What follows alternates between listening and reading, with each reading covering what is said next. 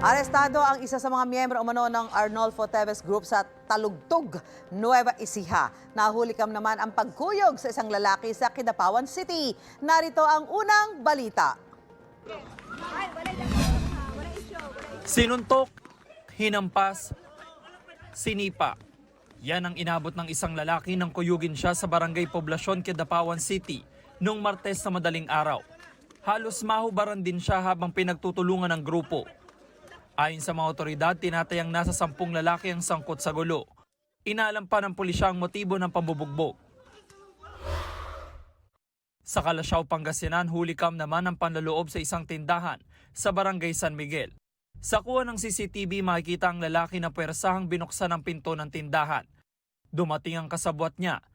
Maya-maya lumabas ang lalaki na tinangay na palang nasa mahigit 8,000 pisong kita ng tindahan. Tsaka kinuha ng lalaki ang isang kahon na ginamit niyang tuntungan para ibahin ang anggulo ng CCTV. Tinangay din ng mga lalaki ang isang alkansya. Sa Talugtog, Nueva Ecija, arestado ang isa sa mga miyembro umano ng Arnolfo Teves Group na si Richard Cuadra para sa kasong murder. Nakumpiska sa kanya ang isang baril at ilang bala. Ayon sa pulisya, minanmanan nila ang sospek na galing Negros Oriental. Walang payag ang sospek. Yan ang unang balita. James Agustin, nagbabalita para sa GMA Integrated News. Mauna ka sa mga balita. Bisitahin at mag-subscribe sa GMA Integrated News sa YouTube. Sa mga kapuso abroad, samahan nyo kami sa GMA Pinoy TV at sa www.gmanews.tv.